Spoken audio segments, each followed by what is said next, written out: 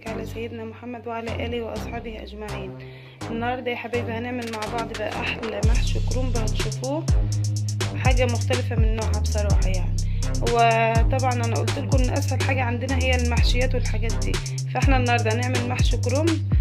وطبعا عندي حد من الولاد ما بياكلش محشي الكرنب، فأنا جايبه له برضو محشي بتنجان ومحشي خاص. ومعانا هنا الخضار بتاعنا، أنا بحب دايما أكتر في الخضار، يعني أنا بجيب ربطتين 2 شبت و2 كزبرة زي ما انتم شايفين كده، بجيب 4. ومعانا الطماطم عشان الصلصة بتاعتنا. والمكونات معانا بصل وكرنب وطماطم وخضار طبعا، والمحشي بتاعنا التاني الفلفل والبتنجان. ومعانا طبعا اللحمة بتاعتنا والماسورة طبعا كالعادة عشان الشوربة. يلا بينا بقى نسمي الله ونروح على البوتاجاز ونشوف هنعمل ايه مع بعض. كده حبايبي اول حاجة هنعملها مع بعض هي معانا البصل. ادام محشي بقى بتكتري في البصل، انا بعمل 4 بصلات كبار. المحشي بيحب البصل والزيت، بلاش السمنة، انا بحب الزيت عشان بيبقى مفلفل كده. هخلص التقلية وارجع لكم على طول. كده يا حبايبي بقى هنكمل الفيديو بتاع الصلصة بتاعتنا زي ما انتم شايفين اهو. والبهارات معانا فلفل وكمون وشوية شطة صغيرين اهو. طبعا معلقة الملح بتاعتنا.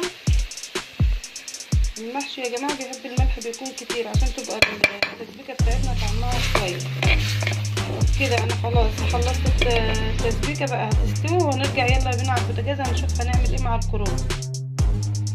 وهنا بقى يا حبايبي هي التسبيكة بتغلي معانا، نقلتها على العين التانية. ويلا بينا نشوف هنعمل ايه بقى في حلة الكرنب.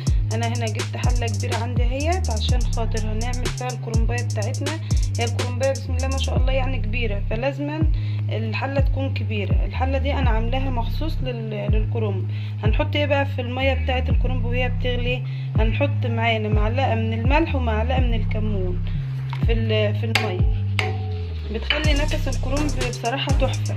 يلا بقى بينا نقور الكرنباية ونيجي عشان نحطها في المية لما كده يا حبايبي. بقى رجعت لكم اهو، انا بقور الكرنباية زي ما انتم شايفين اهو، عشان طبعا البنات اللي هي المبتدئين. طبعا انا عارفة ان البنات كلهم ستات شاطرين، بس ده عشان خاطر البنات الايه المبتدئة اهو. كده انا قورتها معاكم اهو، ودي مش هرميها طبعا، ديت انا هاخدها بخللها، هوريكم برضه هنبقى نعملها مع بعض في المخلل. كده انا قورت الكرنبايه اهو زي ما انتم شايفين. ويلا بينا على البوتاجاز عشان هنحطها بقى في الميه. كده الميه غليت اهي يا حبايبي. بصوا بقى الكرنبايه انا مش هنزلها من على الوش ده، مش هنزل من هنا، انا هنزلها من على العروق التخينه ده، عشان العروق هي اللي لازم تبقى في الميه الاول. يعني بسم الله الرحمن الرحيم عشان نكمل.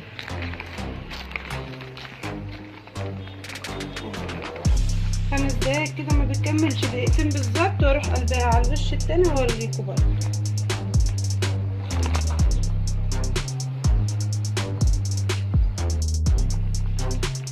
كده يا حبيبي بقى خلاص كده انا هقلب معاكم الكرنبايه اهي.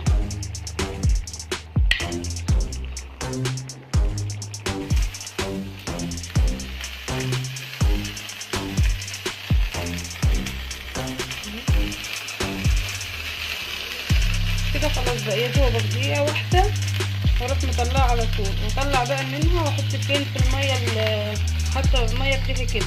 وعلى ما الكرنبة تتسلق طبعا معانا انا قربت الخضار اهو زي ما انتم شايفين، والتسبيكة على البوتاجاز يعني ما تضيعش وقت. وهقور معاكم برضو واحدة كده من البتنجان عشان البنات برضو اللي لسه عايزة تتعلم. كده خلاص انا هطلع معاكم اهو.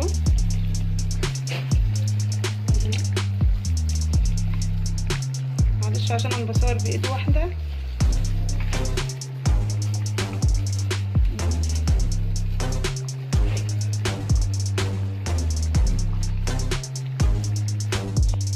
كده بقى انا بطلع من السخن، بحطه في ميه بارده على طول زي ما انتم شايفين كده. اخلص بقيه الكميه كلها وارجع لكم. كده يا حبايبي بقى انا رجعت لكم اهوت، وانا بقطع معاكم الورقه. بجيب الورقه سليمه زي ما هي اهي، بعمل انا 2 مع بعض اهي. اول حاجه بنشيل العرق التخين ده كده اهو، بعد كده بنقطع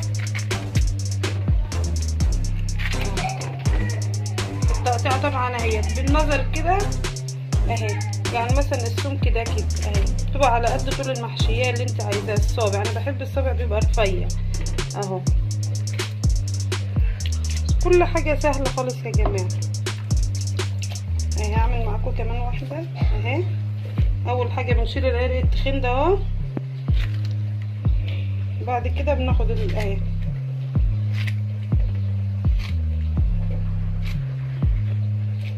اهو زي ما انتم شايفين هنا اهو. هخلص بقى بقيه الكميه كلها وارجع لكم. كده يا حبايبي انا خلصت معاكم بقى التقطيع كله زي ما انتم شايفين. والعروق دي مش هرميها، اللي هي العروق اللي بتطلع دي هوريكم بقى وانا بحشي هحطها فين. هي والعروق دي بتاعت الخضار اللي هي التخينه دي هنركنهم بقى. ويلا بينا نشوف هنعمل بتنجان مع بعض ازاي. اول حاجه هنجيب البتنجايه كده زي ما انتم شايفين، هنطريها شويه كده اهي، تبقى طريه عشان تبقى سهله معانا في التقوير اهي. هنعمل كام واحده كده مع بعض اهي.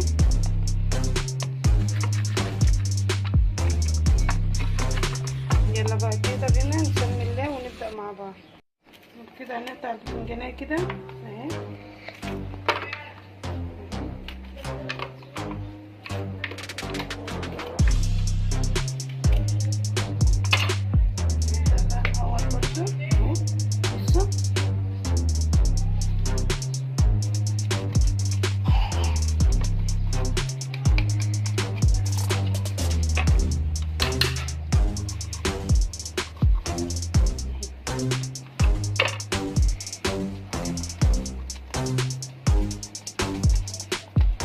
ما بتاخدش حاجه خالص اهي. بصوا بصوا كل حاجه ما بتاخدش وقت معانا.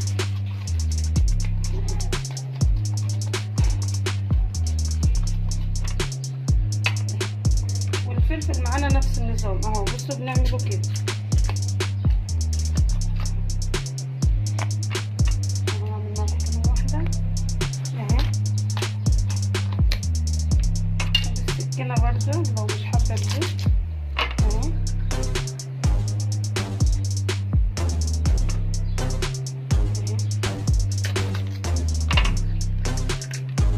هخلص بقى الكميه كلها. هنا يا حبايبي بقى خلاص الصلصه بتاعتنا استوت. تعرفوها استوت ازاي؟ زي ما قلت لكم قبل كده. بصوا بتبقى عامله الايدام بتاعها كده في جنب الواحده اهو زي صلصه المكرونه. هنخلط كل المكونات دي كلها كده على بعضها. بسم الله. ومعانا الرز بتاعنا طبعا. في حاجه برضو مش هننساها بتاعت الخلطه السحريه بتاعتنا بتاعت المحشي اهي. البصلايه انا بفرم بصلايه كبيره وبحط عليها معلقه كمون، معلقه فلفل اسود، معلقه ملح، وبنزلها في نفس الخلطه معانا كده. والله العظيم يا جماعه جربوها. الريحه بتاعتها بصوا بتبقى مخليه الصلصه بتاعتنا تحفه، وبتدي نفس جامد خالص للمحشي. هقلب بقى الخلطه دي كلها وارجع لكم على طول. كده يا حبايبي بقى انا قلبت الصلصه معانا اهي بقى على بعضها كلها. وهنا الحله دي اللي انا مقليه فيها بحب ان انا احشي فيها برضو بتبقى واخده النفس بتاعها.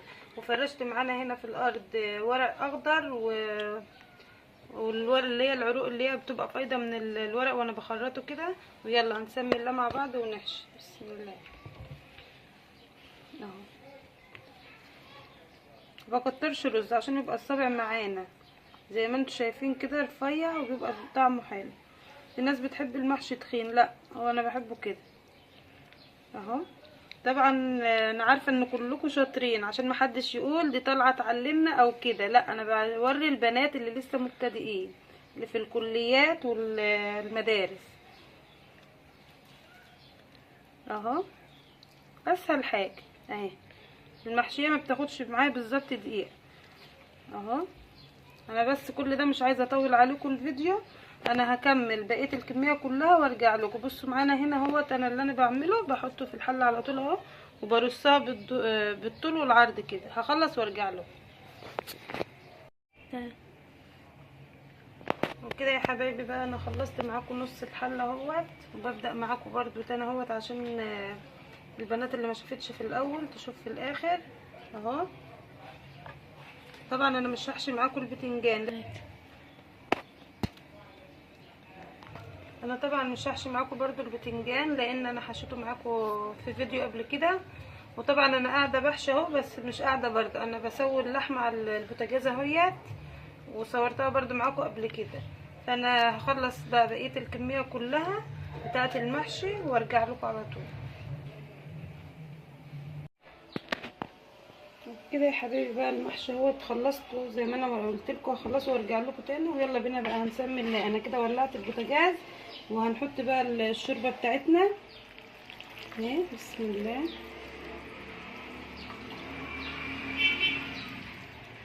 طبعا المحشي ده لازم يبقى مفلفل كده. مش هحط تاني بقى، هحط معاكم معلقه فلفل على كمون اهي، وبرده معلقه من الزيت. الزيت بيخليه برده مفلفل اهو. وبكده انا هعلق عليه النار وهسيبه هيغلي وارجع لكم. وهعلق بقى على البتنجان بالمره اهو. بسم الله. انا عملت معاكم البتنجان قبل كده برضو، بس انا كده كده هولع عليهم يعني، فبحب اشارك معاكم يعني اهو. هحط برضو معلقه زيت ومعلقه فلفل وكمون. هخلص وارجع لكم. كده المحشي بيغلي معاكم يا جماعه. انتوا شايفينه بيغلي من الجناب كلها ومن النص لا. هنعمل ايه بقى؟ الحركه دي يا جماعه اي ست بيت تعملها اهو. بصي بالسكينه كده بترفعي رفعه لفوق كده، كله هيغلي من الجناب ومن النص. معانا بالسكينه كله بيغلي اهوت من الجناب كله زي بعضه.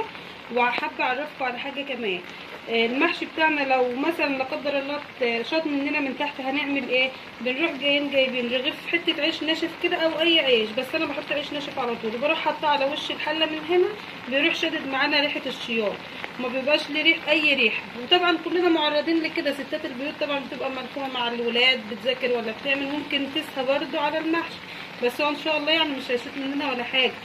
يلا بقى هرجع لكم واحنا بنقدم عشان الاذان هيقدم ونروح نصلي مع بعض ونرجع تاني. يلا بقى بينا كده نسمي الله. هنعمل مع بعض محشي البتنجان اهو. بصوا بقى ايه رايكم؟ يلا بينا بقى نسمي الله ونعمل مع بعض محشي الكرنب. وهنا بقى محشي الكرنب معانا استوى اهو. يلا بينا هنسمي الله وهندلقه مع بعض اهو. بنهز الحله كويس وبعد كده اهو. بسم الله.